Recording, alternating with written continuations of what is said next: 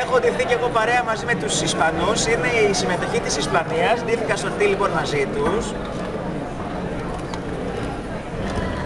Άνοιξε λίγο, Πέτρο, άνοιξε λίγο το πλάτο σου. Άνοιξε λίγο το πλάτο σου.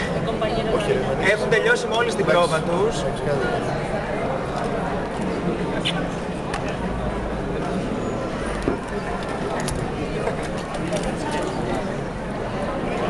Dan besos.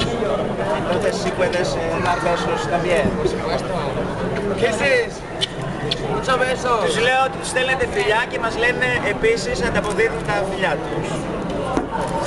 Θα ήθελα να τους ρωτήσω πώς βλέπουν την...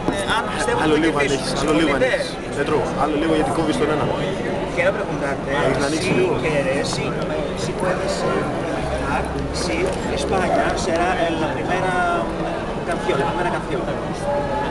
¿Crees la ganadora canción? Ojalá sea la primera canción. Grecia también tiene una canción. Πιστεύω να φτάσει στην πρώτη θέση, αλλά εκεί η Ελλάδα λέει ότι έχει πολύ ωραίο κανción. Sabes la canción de Sarbel? Sí, mira. Ρωτάω αν ξέρω το τραγούδι του Sarbel και μου λέει να κοιτάξω.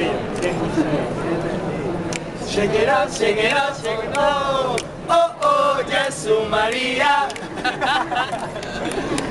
Muchas gracias.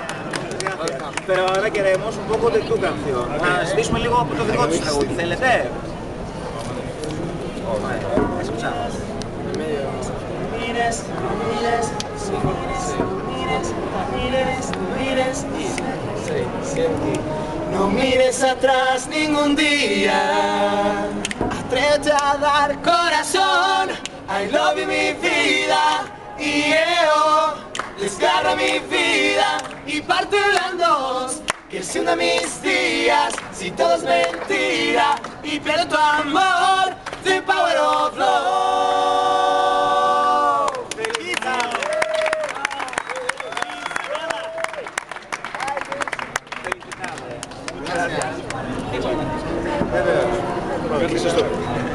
Κλείσε στον Νίκο. Muchas gracias.